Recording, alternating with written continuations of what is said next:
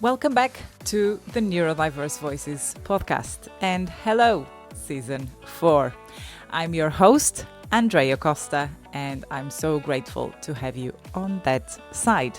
Over the past 3 seasons, we've shared honest, powerful, real stories from neurodivergent people, their families, educators, and mental health researchers. And together, we've been part of a growing movement towards understanding, acceptance, and embracing difference. This season, we are going even deeper. We will be exploring late diagnosis, masking burnout, menopause, mental health, and how neurodivergence intersects with identity, culture, and lived experience. You'll hear from creative minds, parents, and most importantly, from neurodivergent people themselves in all their complexity and brilliance. So whether you've been with us from the very beginning or this is your first time listening or watching, welcome. This space is for you. Let's begin season 4 of the Neurodiverse Voices podcast. Hello, everyone. We are back with another episode of season 4 of the Neurodiverse Voices podcast. Another special guest today. She has lived experience of dyslexia. She has previous experience as a social worker, a mental health practitioner, and she's currently a trainee psychodynamic counselor.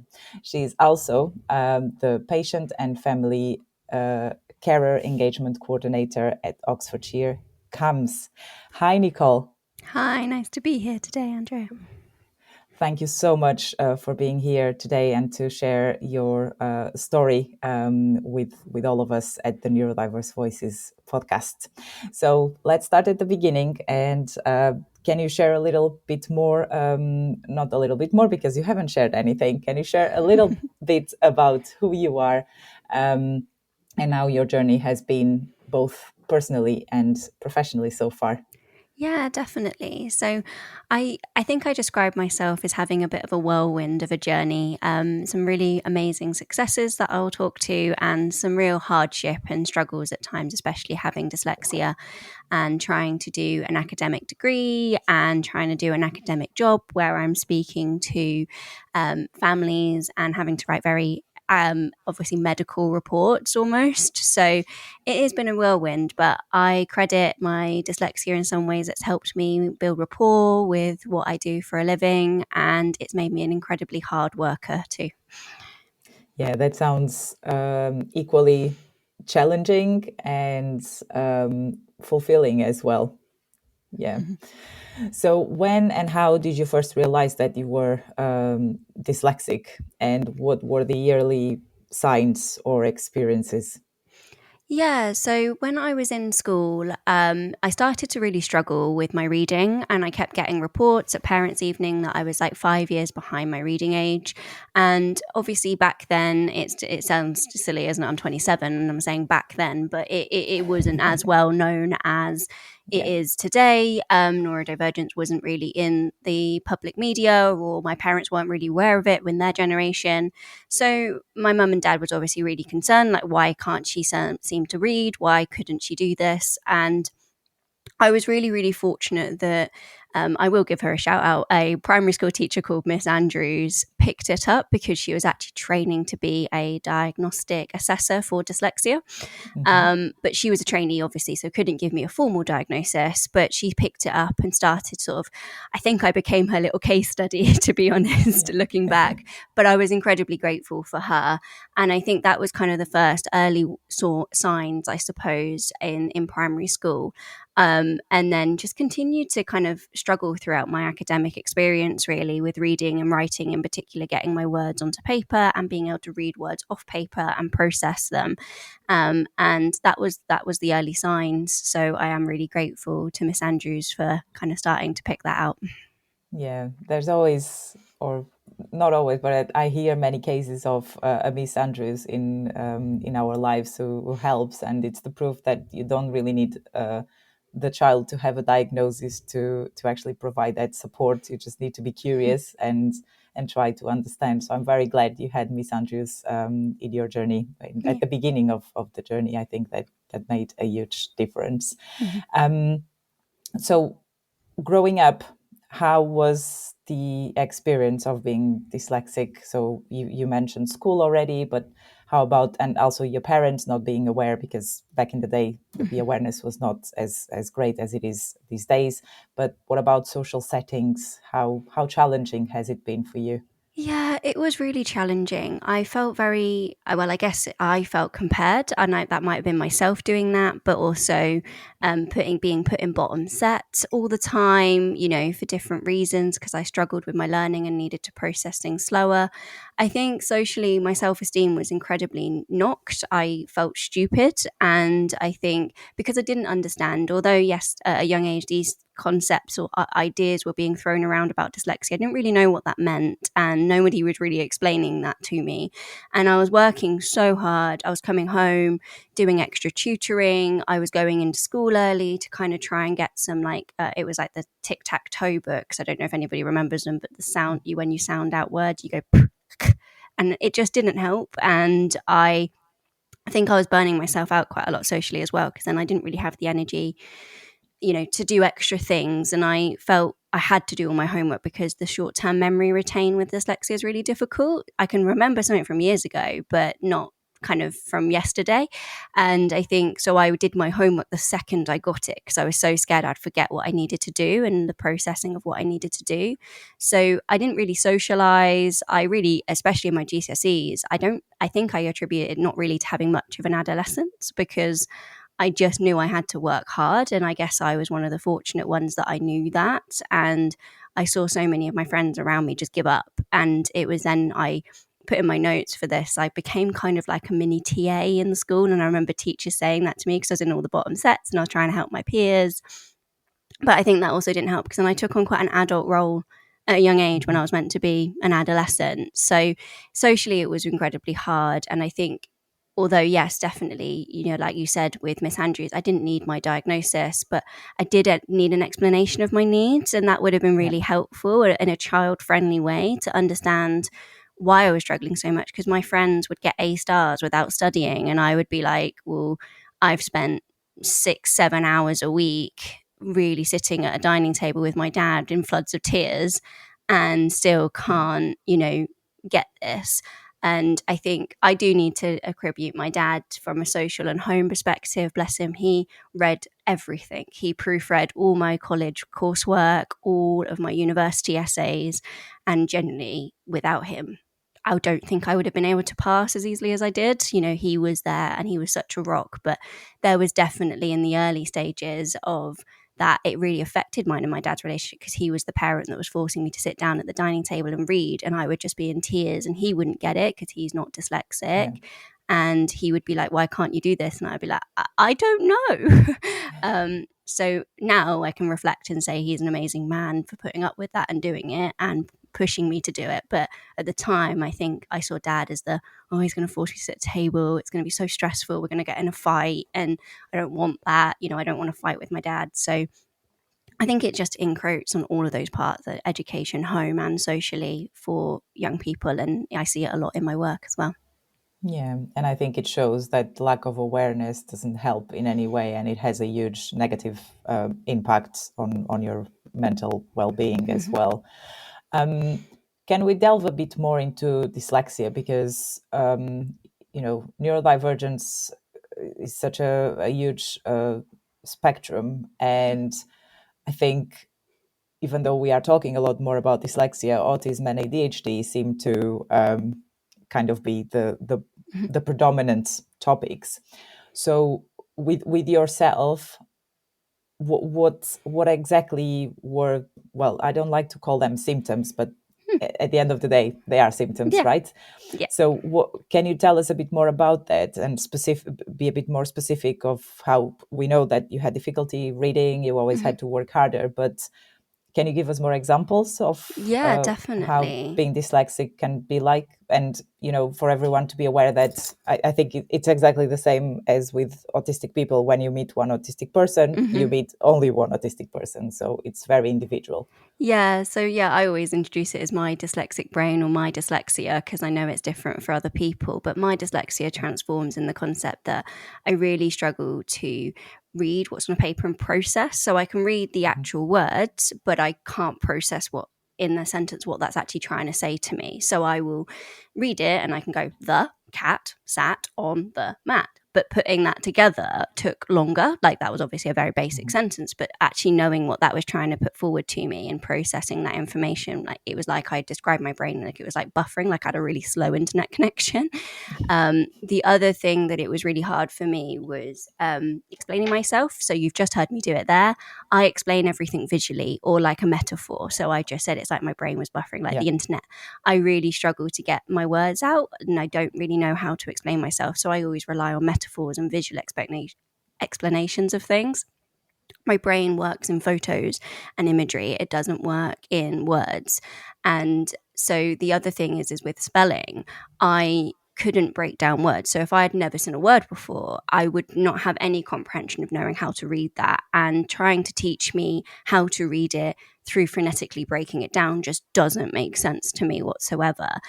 I needed to hear somebody say it, and then my brain would remember that's what that sounded like, and I would visually remember the photo of that word, and that's what it spelt like. So it took me years to obviously then build up a catalogue of files of what each individual word looks like. And it's really hilarious now because I have a military partner and he uses the phonetic alphabet, and that is like my worst nightmare because he'll say alpha, and then I'm like, I'm now seeing visually what alpha looks like. I'm not seeing an A, I'm seeing the whole word alpha. I can't, like, that doesn't help me spell apple. I'm really sorry. You need to just say apple and I can see visually the word in front of me. And sometimes I have to write it down to see it. And it's really great because now obviously I've had 27 years of experience. When I'm writing stuff at work, I can, if I don't spell something immediately correctly, when I click on autocorrect, I can visually see, oh no, that one's the right word. That I know that one's the right word.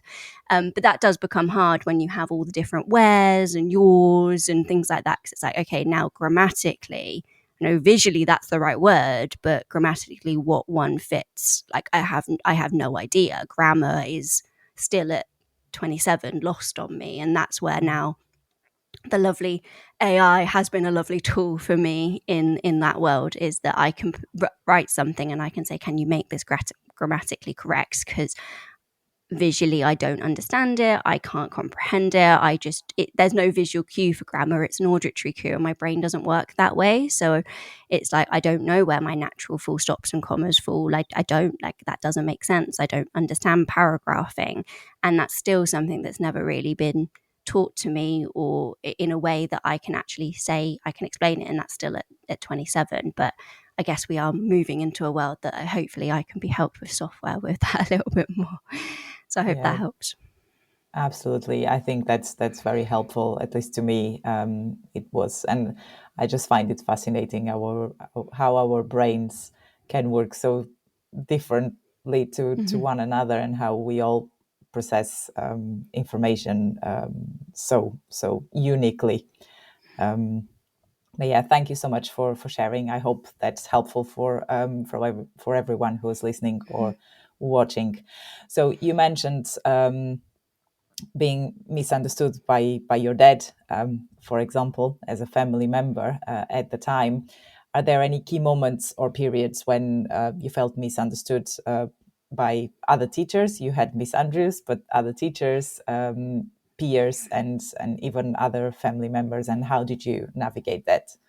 Yeah, I think the main standout one for me that was really difficult was when I was at university, and I was actually in the process of getting a diagnosis at the time because I decided to seek it and do it myself as a student, which was obviously very hard financially, but I was like, no, I want to understand myself, and somebody to explain this in a way I can understand it. And a lecturer in my first year gave me feedback on one of my assignments that said, if I write like this, I will never become a social worker.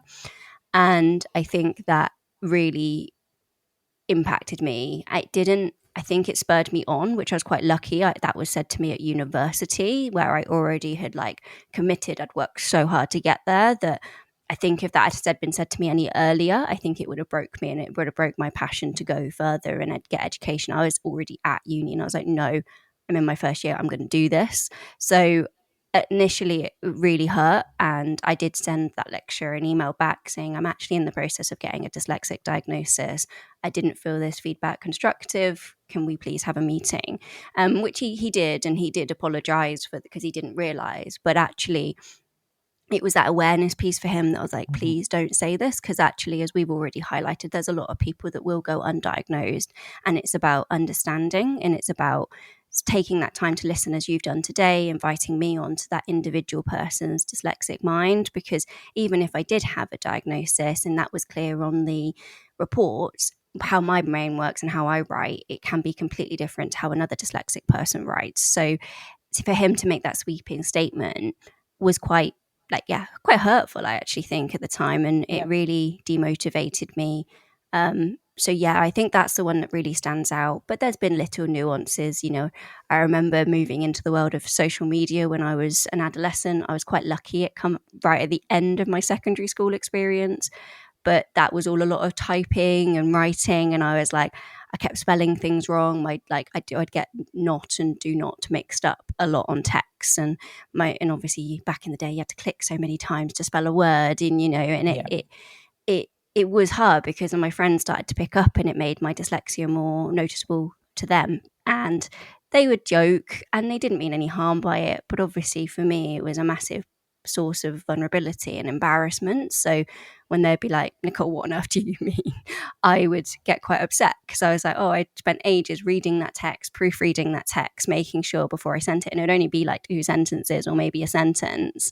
And shorthand obviously then didn't really help me, because I got lazy for a little while and just used shorthand, because that was a lot easier than trying to actually actively spell words and do that. Yeah, that's definitely it doesn't help your mental well-being and self-esteem, especially when you are a teenager or an adolescent, because there's so much you're going through, and when you have these kind of comments, it doesn't help. But I guess with that university teacher, from there you probably became more resilient as well throughout the years. And can you tell us about a bit more about resilience, because you are quite successful today in wearing all of these hats and supporting families with your experience and your work?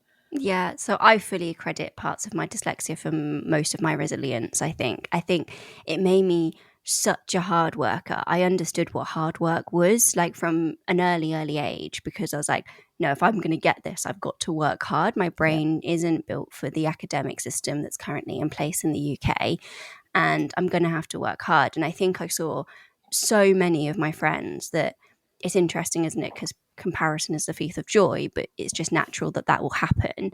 And I saw my friends that back in the day at school, I would compare myself to and be like, how do they get a straight A's? How do they do this? I don't understand. I've never got an A star in my life. I don't understand this. And then it was really interesting, because then when we moved all to the world of having careers and work, suddenly I was the one getting promoted. Suddenly I was the one getting the higher roles. And it was all of a sudden because we weren't graded anymore. It wasn't something I had to sit and have a short-term memory recall of all this information. It was shown and promoted through hard work and commitment and passion. And suddenly I was the one that was like, Nicole, how are you getting all these like really high job roles? I was promoted to a deputy manager at 24. They were like, how are you doing this? And I was like, it's because I'm working hard, and I've found my niche. I found, if you want to call it a special interest, I found my passion, and I am, I'm able to show that ethic. I will still, not to this day, and I know I can hear my dad and my partner in my head right now, I still don't say I'm intelligent. And I think that because that's hardwired in me to think I'm stupid because of my early academic experiences. And I think we always accredit intelligence on academic ability. But one thing I always will say is I'm incredibly emotionally intelligent, because I struggle to process words and I process visually. I'll pay more attention to your facial expressions. I'll pay more attention to your body language as you walk in a room.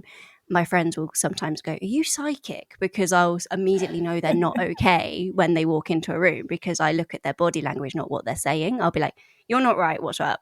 And I think all of that, with resilience, with that, it's so important. And I think actually, yeah, it's made me who I am today by, rightly or wrongly, how hard I've had to work has actually then really enabled me in my adult life to say, okay. And everyone always says, "Oh, Nicole, you're such an old soul. You're so mature for your age." And I'm like, yeah, I know what hard work is. And it's interesting talking now to my friends that are like, why is this not coming easy? Like, adulting is really hard. But then I speak to my neurodivergent friends and they're like, oh no, life's always been hard. Like, and it's like, some friends are having this revelation that adulting and life is really hard. And then I'm talking to my neurodivergent friends and they're like, no, life's always been hard. It's just a different version of hard now. And I think we're all more resilient. I've got a lot of neurodivergent friends. I do think you find your tribe.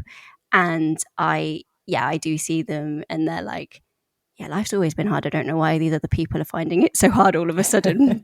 It's quite funny to hear. Yeah. I think it's very easy when you grow up like that and you have to mature early in life, that your confidence is affected by it, and your self-esteem as well. But I really think you should be very proud of what you achieved, and there's nothing wrong with growing up early. I have the same experience for different reasons. And I think it defines who I am today. And when I look back at it, sometimes I get frustrated because, as you said earlier, yes, it would have been better, to. And I partied a lot, and I had, I had that chance. But yeah, there was a lot of worries in my head. When I shouldn't be worried, with paying bills, for example, at that time of my life. So yeah, life is always hard. It doesn't matter in what phase you are at. And I think when we have to work harder to achieve what we want to achieve, we just need to be proud of ourselves. And I know it's very difficult. You have people telling you how amazing you are, but sometimes it's easier to forget and not to believe fully in yourself. So yeah, No, but you should be very proud of yourself.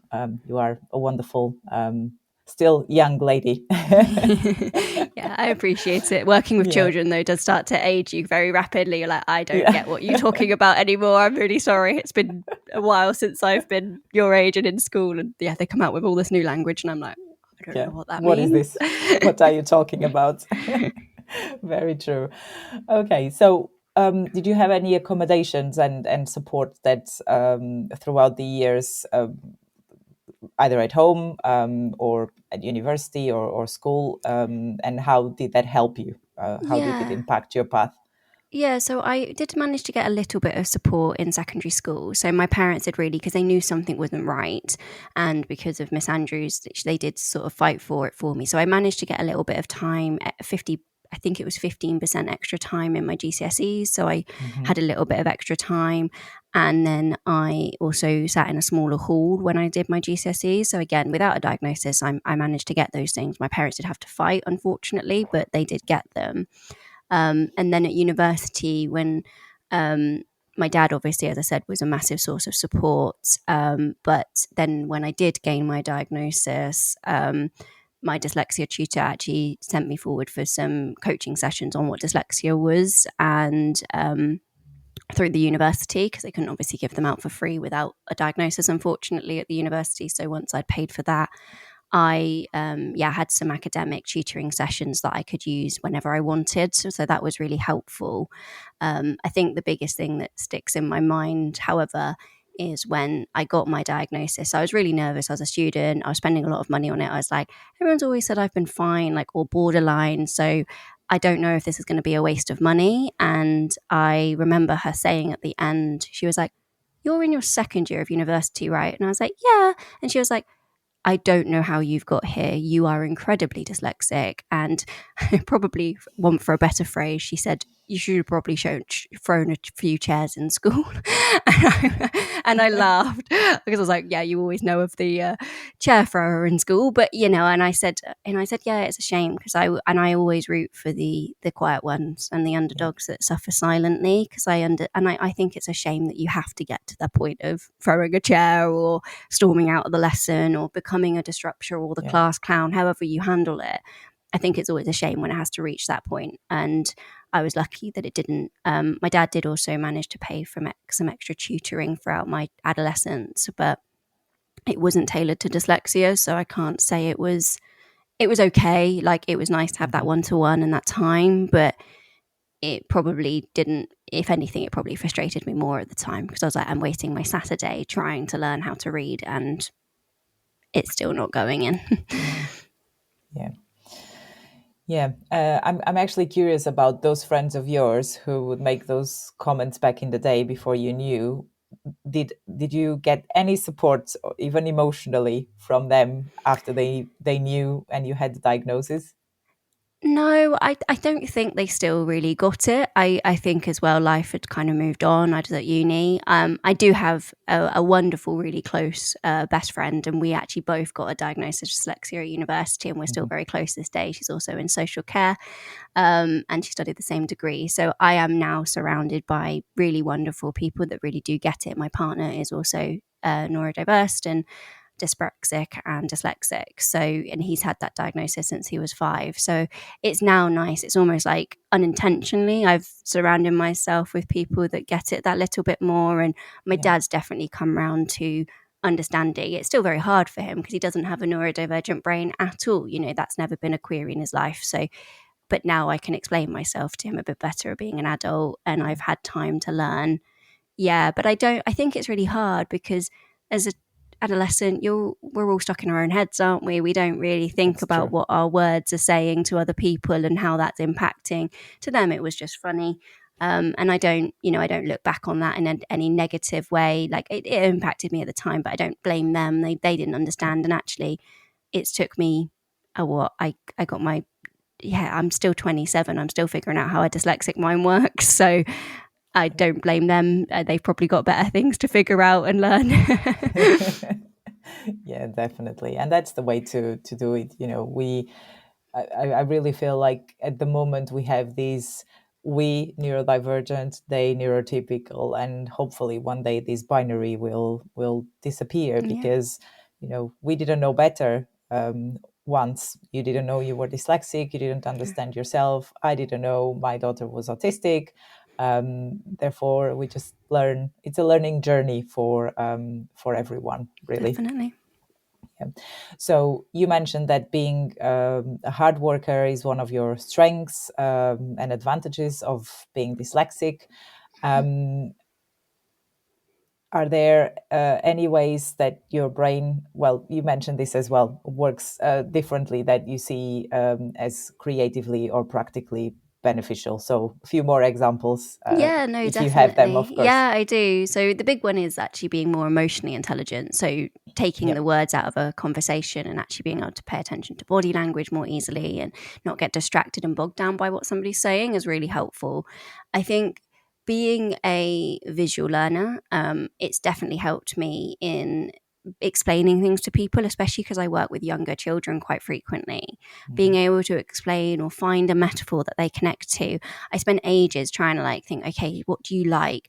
And I've made metaphors out of Roblox. I've made metaphors out of Minecraft. You name it, I've made a metaphor for it.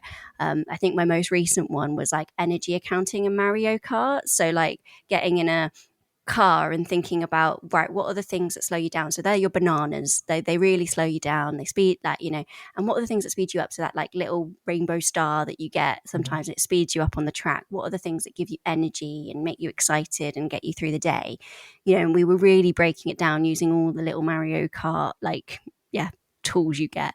And it's great because it really engages people. And if you can apply it like that, you understand it. And it's it makes it more engaging and fun. And not being funny, I'm 27 and I prefer applying it to Mario Kart than this boring, just psychological bit of paper that look black and white, loads of text. Actually, it's fun to draw it out, think about how it looks. And understand it in that visual picture. So I think I just love how much it leans into making me a more creative, more expressive person. I think, and that's a big thing for me, is everyone jokes because I'm like covered in tattoos. I have my red hair, and I'm quite a visual, expressive person because I think I struggle with my words. So I'd rather just be visual. And I always say, I wish schools were set up on a visual learning, kinesthetic learning, academic writing learning kind of model instead of bottom, middle, and top, because I think that has a massive impact on your self-esteem, having to say, oh, I'm in bottom set for everything. So yeah. And I think you retain your knowledge better. So one example for me, and I never realized anything about school until more recently, but in Portugal our system is very much based on exams, like in here, with SATs and GCSEs and all of that. And then when I came here and I went to university here, having coursework and assignments, I noticed the difference because, having to memorize everything for an exam and then being under pressure, you have this limited amount of time to show that you know things, and then actually having the time, maybe 2 weeks to do your research, to write something about it. I remember a lot more from university than actually from school. And I think the education system could learn a lot more with the way that works more for neurodivergent children, for example, like using visual aids and making it more visual. So I definitely agree with you in that sense. Great. So you have quite a lot of work experience at the age of 27 only, which is fantastic. So can you describe some of the work experience you've done and what got you here and what motivates you to support young people and children and their families? Yeah, so I think most people have their own path. They've gone into like the world of mental health or neurodivergent support. So I had my own experience with mental health due to my personal upbringing. I was a young carer for a parent with quite difficult mental health needs. And I also had my dyslexia and my self-esteem quite knocked at school because of that. So I think my passion just grew and grew and grew for wanting to make a difference. And initially, I was considering wanting to be a primary school teacher, but actually trying to get into uni doing those things, I failed the English test. No surprise. So I chose the path of social care because I really looked into wanting to be a counsellor. But at the time, the equality laws were a little bit different and they did want me to have a little bit more life experience. So I said, well, okay, what path could lead me there eventually, or what could lead me still into mental health? And as much as a mental health nurse sounded great, I'm not the best with needles, so social care it was. And actually, my granny was a fosterer, so that was an amazing thing to like follow in her footsteps in a slightly different way and look into that. So I fell into social care, which has been amazing. I fell straight from my degree into CAMS and got the pleasure of just learning how to become a mental health practitioner, and fell in love with working with young people, with their mental health and their well-being, and using, as I've just said, those creative ways to help them express themselves. And I learned so much then on the job about autism and ADHD, and done my own research and my own training through the NHS around those topics. And because I wanted to make a difference, because I saw so many young people sat waiting for mental health interventions and support, I really got a passion for wanting to change the system, I suppose, or make more of a difference. Know that some of this stuff is your full stop at the end of your journey. You don't have to wait. There's stuff out there. I hated that kids were waiting like a year for me to give these real practical tools. I was like, I could tell you this in a couple of sessions. You don't need to wait years for me to say this to you. So I started then progressing and went into management, and I went into being a deputy manager, trying to slowly learn and build that sort of more system understanding. How does the system work? And we all know, don't want to go into politics on here, but, it's not the best funded world in the UK at the moment for healthcare. So we can't abolish waiting lists as much as maybe my little heart had the passion to. And I then got the amazing opportunity to become the family and carers engagement coordinator. And it's all about supporting those that are on our mental health waiting list at the moment. Hopefully one day it will grow to other waiting lists as well, such as the diagnostic waiting list for neurodivergence. But at the moment we're piloting it for the mental health teams, and it's been just such a pleasure to help and myth bust the complexities that is the NHS and CAM services all across the UK. We're all different. It doesn't matter where you're from. And to give that information right at the front door to families. And I've had the pleasure of being able to interview and work alongside two parents of lived experience. And I can honestly say that peer support element along mixed with clinical is so rare, and it's so nice, and it's so valued. And the fact that I'm saying something quite clinical, and I don't massively share my lived experience at work, because I safe share where it's appropriate, and I do share that I'm dyslexic, but don't go into all the nuances of my life. But it's so nice then to have the backup of my peer support workers saying, yeah, I've been a parent, I've been on that journey. Yeah, what Nicole's saying, I get it. Let's practically put that into common sense then. I'm a parent, I've done this. Especially being so young, I understand it's incredibly hard for parents to come and meet myself, who's only 27, haven't had the pleasure of having children yet. I hope to one day. And I've got quite a baby face, so I sometimes have to specify that I'm 27. But, I can then rely on that peer support element and say, I do know this works. My peer support workers fact check it for me. I never just say this stuff lightly. So I think that collaboration, and I hope to bring that one day in more to future things that I do, and have that more peer support element in the work I do. I am training to be more therapeutic now, because I've just seen how needed it is. And there's so many young people that, unfortunately, what we're commissioned and able to do in the NHS doesn't always meet the needs of the young people that are coming into service. A lot of the kids just want to come and talk about how hard it is to be in school in an environment that's not meeting their needs necessarily, or not built for their needs. They don't want to be challenged with cognitive behavioral therapy about why they're anxious, or they don't want to have a goal to kind of achieve, because actually there's no goal other than get me out of school. And I think I'm really ambitious about taking my career future into supporting those with SEND needs or special education needs and neurodivergence, and whatever kind of how you identify and prefer to talk about your needs. Because I think it is really important to help you understand yourself and how that does impact your self-esteem, and have someone that gets it talk about it with you. I think I've come to some of your events, Andrea, and I know you said it's such an under thing to have peer support and professional in the same room. You either get professional and then peer support, and I just want to mush it together, because I've really seen the benefit in it.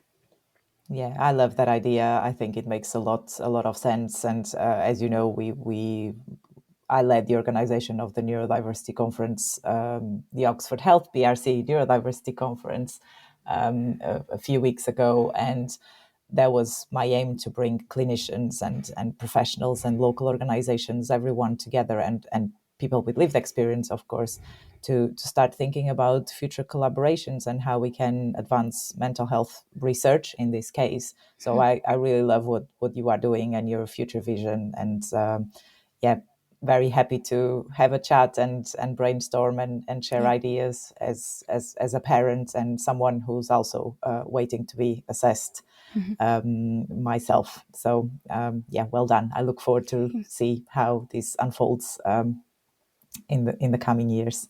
Me too. Okay.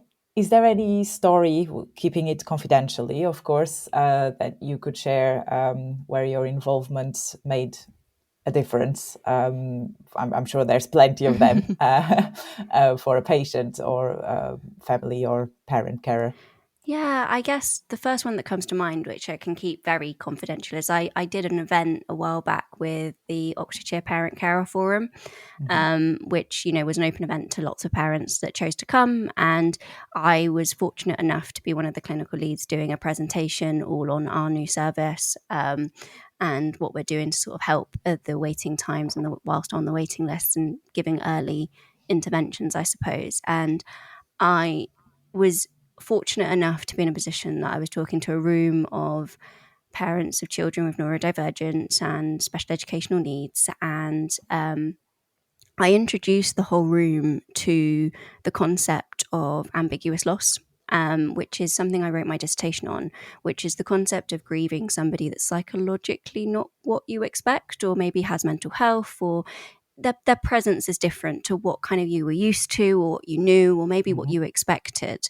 And you basically go through the same grief cycles as you do if somebody has passed away, but there isn't a end to it, which is what my dissertation kind of concluded, was there isn't, it's more of a, rather than, I don't necessarily believe there's an end to normal grief, and I have experienced my own grief in that way, but it seems that is, there's more stable periods of acceptance when it's a actual kind of complete grief of somebody passing away, where you might only get those rearrances of emotions and stages of the grief again on anniversaries or on Christmas and those sort of things.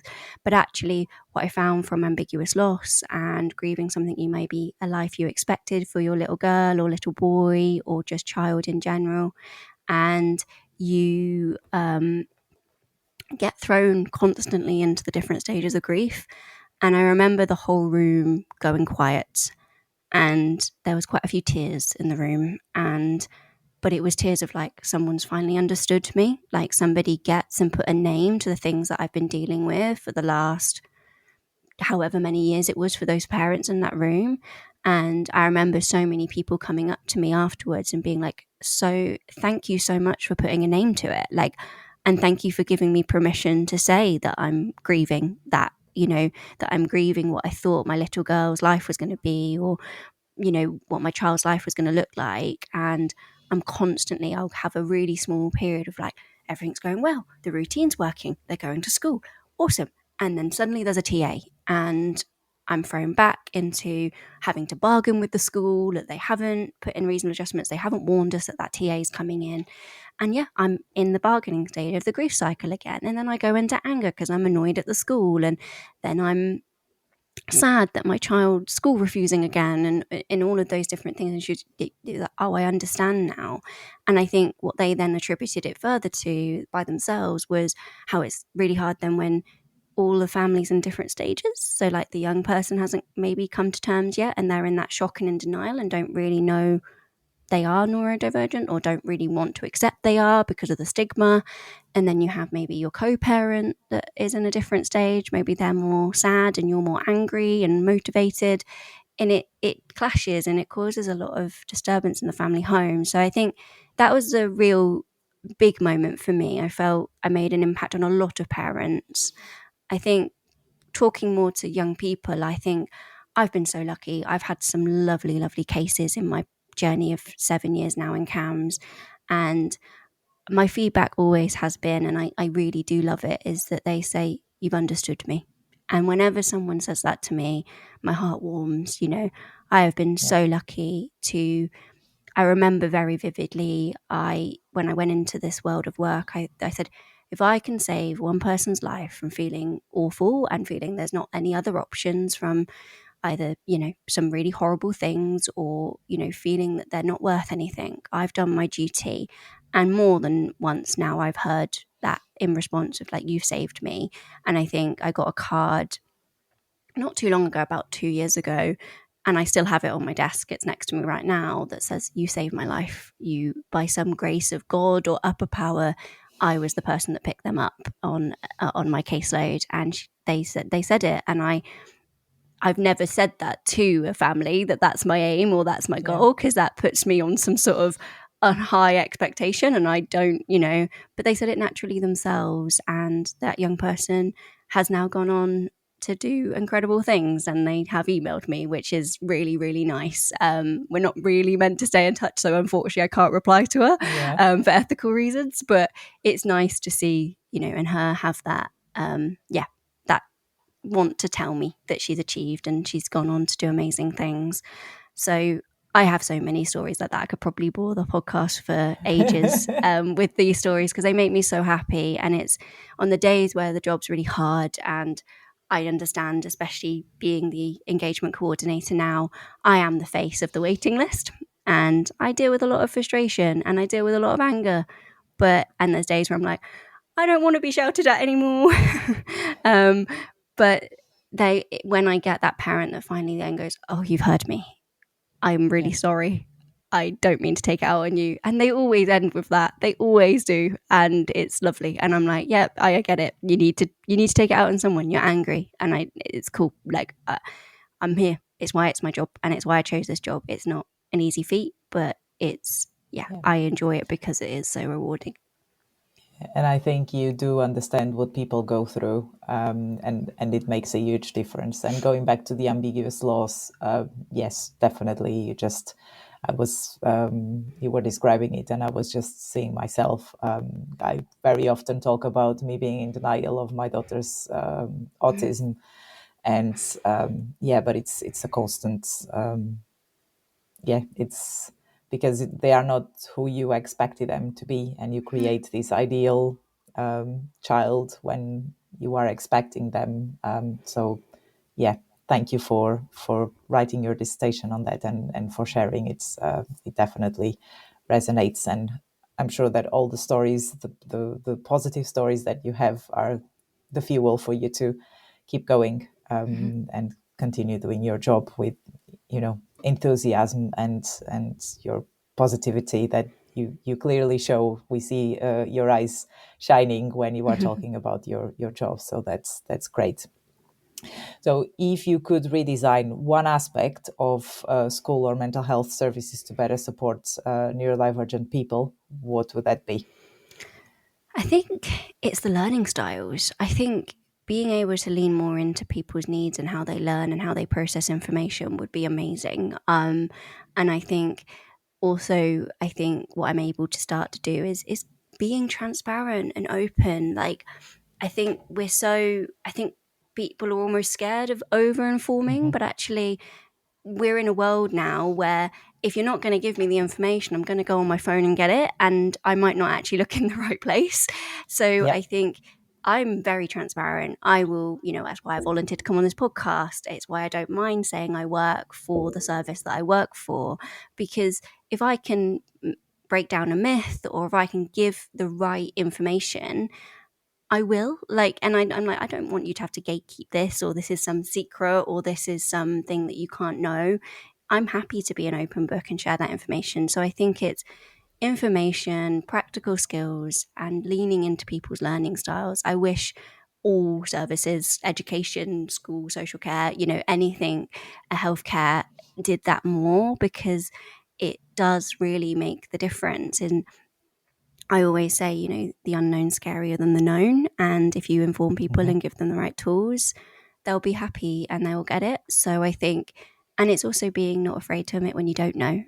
I've said that so many times to families. It's like, I don't know on this one. I'm going to get some more information for you, and I'm going to signpost you in a different direction. Now, it might be frustrating because you thought I had the answers, but actually it's better you're sitting in front of somebody that does than somebody that's winging it. So I think information sharing as much as you can, giving the right signposting to the right resources, stop information overload and frantically seeking it everywhere, have a toolkit, and lean into learning styles. Learning styles are so nuanced, and treat everybody, as you've said. You've already said the quote, you stole it right out of my mouth. When you've met one neurodivergent person, you've met one neurodivergent person. Never ever expect you're an expert. And I think the day you do, or you think, oh, I've seen everything, or oh yeah, this is it's classic presentation, you're burnt out. You need to take a break from what I do, or working in education. You need to take a break. You need to know that everyone you meet is a person. They're not a number on a list. They're not just another pupil. They are their own person and their own right, and their brain works in wonderful ways. We'd be in a very boring world if we all were just exactly the same. Yes, absolutely. And everyone deserves to be validated and to have their feelings and their perspective validated.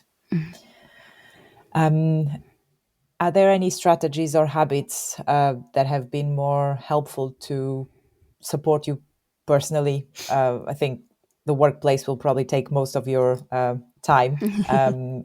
Is there anything that you can share that you use as a strategy? Yeah, so I actually managed to, through Access to Work, to get some workplace coaching, which was amazing. So it's a government kind of version of, I guess, an educational healthcare plan. You can get a report put up for you for your workplace, and then that can either get funding for you, or if you're in a big company, they have to fund it legally under kind of that, the Equality Act. So I managed to get some workplace coaching. And I think the biggest thing actually that helped me with that, and it was amazing to learn, and I was like, oh yeah, that makes so much sense, is planning my day to my circadian rhythm.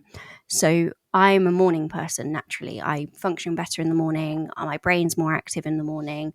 And towards the end of the day, my brain starts to like slow down, and my dyslexia almost becomes worse. Like as I'm tired, it's like it's getting worse with the tiredness throughout the day. So it's odd, but I do all my admin in the morning and I see my patients in the afternoon. And some people will be like, well, surely it's harder to see your patients. I said, no, because that comes naturally to me. Emotional literacy is easy, like picking up on nuances, chatting to young people. Doing that is the easy part of my job, quote unquote easy, but easy for my dyslexia. It's the writing it down and formatting it into a formal letter for a GP or a school or a clinical note that is harder for me, like to spend that time and do that. So I try and plan my diary around my dyslexia. So I'm like, right, I know my dyslexia is going to be worse, especially today. It's a Friday from 12 o'clock. You'll be lucky if you get a good articulate email out of me. So I plan my diary. I use my Mondays really effectively to get as much as my admin out of the way as I possibly can. And then I drip feed for the rest of the week. And I really prioritize my mornings to get through that email inbox and make sure and write up my academic, more written stuff, I suppose. I think the other thing is leaning into the visuals. My diary is completely color coded. To anyone else, it means nothing. But if it's pink, I know I need to be there. So I can glance at my diary and see it's bright pink. And I'm like, yeah, Nicole, you can't miss that one. That one can't be moved. That is an important meeting. If it's orange, it can be moved. It's admin, So it's nice for me at a quick glance not to have to look at the particular titles of everything. When I look at my day, I can see exactly what my day is because I know my color code and I know what my color code looks like. So I know what's clinical supervision, what's a meeting, what's admin, what's a meeting with a patient. So I have a different color for all of those things. Everybody else looks at my diary and goes, Nicole, it looks like a rainbow threw up on it. And I'm like, no, it makes sense to me. So yeah, I really lean into my colors and I lean into understanding my own kind of energy levels and energy accounting throughout the day and when my body gets naturally tired and throughout the week as well. And I think something we don't talk about a lot is how it's impacted by hormones, being a woman, and having the joys of Mother Nature.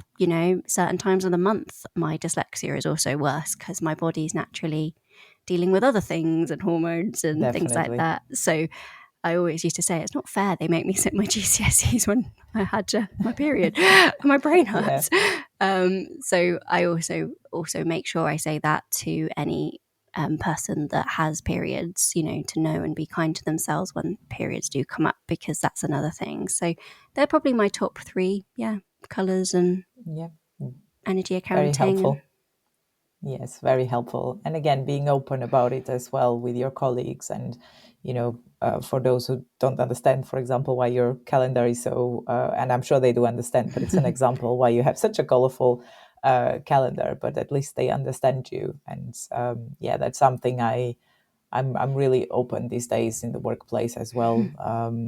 And I think it makes a difference because it's unintentionally kind of creating awareness and raising awareness of different aspects of being neurodivergent. So thank you for sharing. I'm sure that the audience will find those helpful. Okay, now focusing a bit more on you as an individual. Can you tell us who is your biggest support on your journey? My dad, hands down. He has been amazing in every way, despite not being neurodivergent to his knowledge in any way and not really showing any traits of any kind of neurodivergence. He has spent hours with me, helping me, coaching me, building up my confidence. He just gets it. Like, he knows now. I've explained it enough times to him. He's seen me and he knows I cannot stand, somebody sitting over my shoulder when I'm writing. I need space. When I give it him, that's okay. I'm like, right, I've done my best. Now, can you just read it for me? And he'll only call me over when he really doesn't understand what I've written. It's not like every 5 minutes, because he gets the way I write now, because he's read it for years. He understands. So yeah, my dad, hands down, he's been amazing for me. And growing now into, it's been amazing now 2 years to have a lovely partner that gets it as well. And he actually is interested in how it's interesting, because we're both dyslexic, but the complete opposite dyslexic. So he can write really well and do those things really well. It's his handwriting it affects for him and his memory. So it's like, and he's like, oh my God, you've got such a good memory. Like, I remember, because I've learnt my skills with the certain color coding and things like that. So we almost play on each other, which is really funny, because he uses my memory and I use his writing abilities. Yeah, that's the best kind of relationship, when you complement each other. So that's great. And how do you treat yourself with regards to well-being? So I definitely try where I can to escape into my visual world. So I actually use a lot of audiobooks, and I love fantasy. So I listen to a lot of audiobooks, and what I tend to do is put the audiobook on, but also have the book in front of me. So it feels that atmosphere of reading, but it helps guide me through the book. I have really tried to get back into my reading, because I do actually really love reading. Believe it or not, I never thought I'd say that with the years of experience of struggling. But so I do that a lot. I go to a book club now, which is really lovely, once a month, which I never thought I'd be able to say when I was younger, because I always struggled.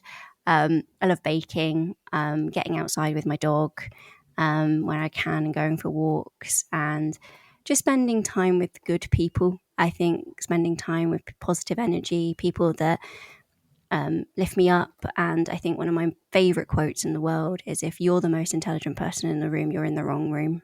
So I think for a long time, because I felt so stupid and I put my bar so low, I think I'm slowly trying to learn I do have intelligence, and to stop, it's not to compare intelligence, but make sure I don't feel inferior walking into rooms where I think everybody's more intelligent than me.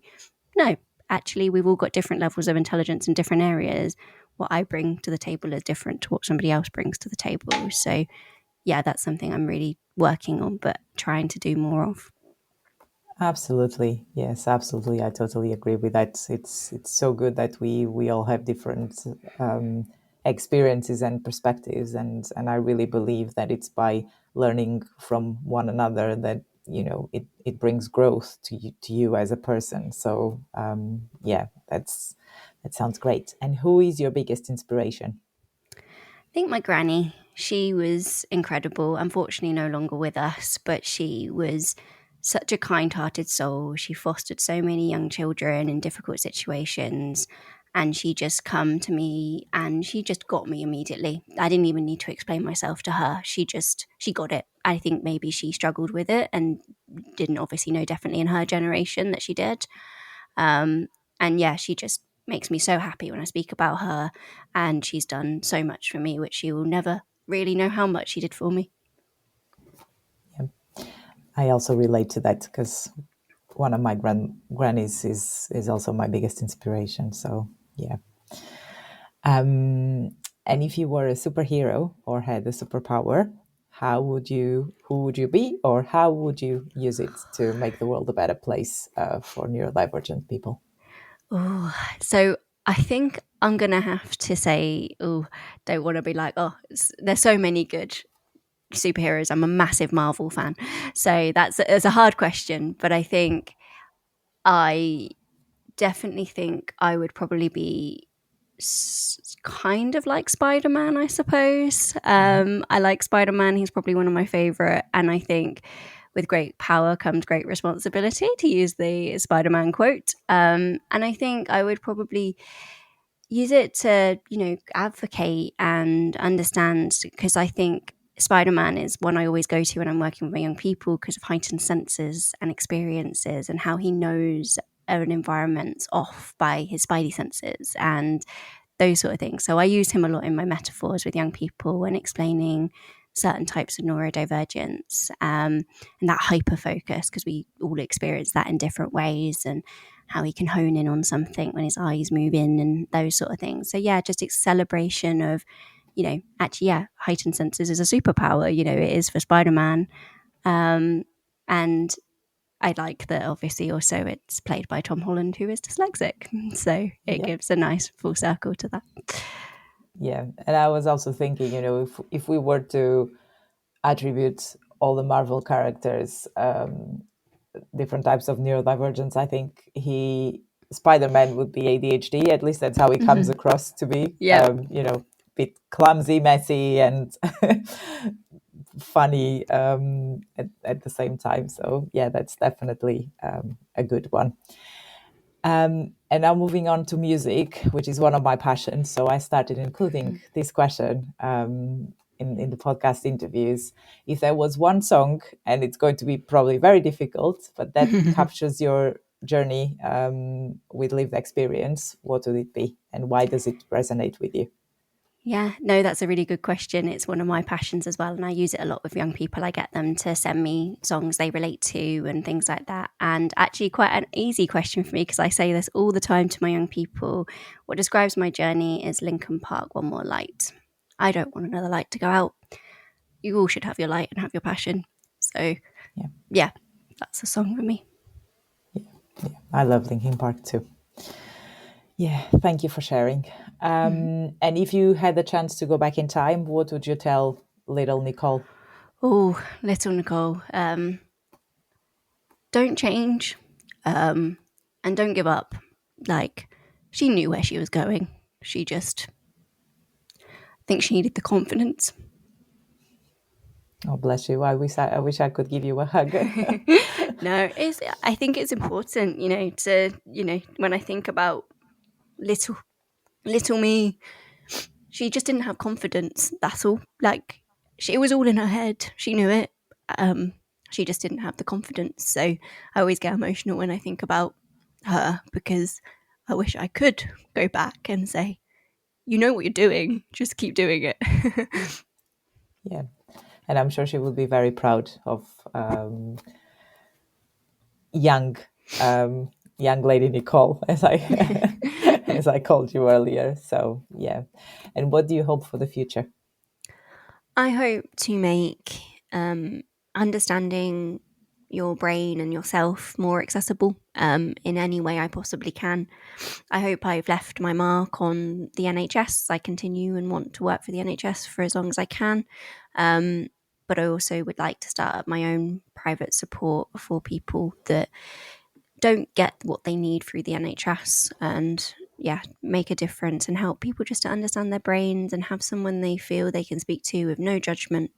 And that's why I'm studying my counselling. So I think it's a different approach to what's offered in the NHS for young people. So yeah, I hope to make a difference and continue to help the NHS, but also offer something that unfortunately just at this moment in time, doesn't mean to say it won't be in the future, and I will continue to advocate for it. Just help people understand who they are and have a space they can come to and talk to. And like I said, bring that peer and professional perspective in the same room. Yeah, and that sounds amazing. And I look forward to, to see where that takes you. And finally, if your heart had a voice, what would it tell us? Oh, can you ask that again? If your heart had a voice, what would it tell us? Never give up, I think, is the quote I always come back to. Is it's easy when you have challenges and difficulties is to just say nah and use it as an excuse and just be like, no, I can't do that because of this. And it's like, no, everybody has their path and everybody has their story and everybody makes a difference. You don't know when you've changed somebody's life. A smile can change someone's life walking down the street. They might have had the worst day in the world, and your smile goes, oh, somebody smiled at me today, and somebody hasn't smiled at me for months. So don't give up. Keep being you. Yeah, and that's a great way to, or a great note to end the interview. Thank you so much, Nicole. I'm very, very happy to have heard all of this. The audience might not believe, but yes, I've met Nicole a couple of times or a few times, but I didn't know half of her story. And yeah, I admired her already, and I'm now very inspired by her. Thank you so much for sharing all of it. No, happy to. And I think it's important we keep talking. Yeah, great. Thank you. Thank you so much.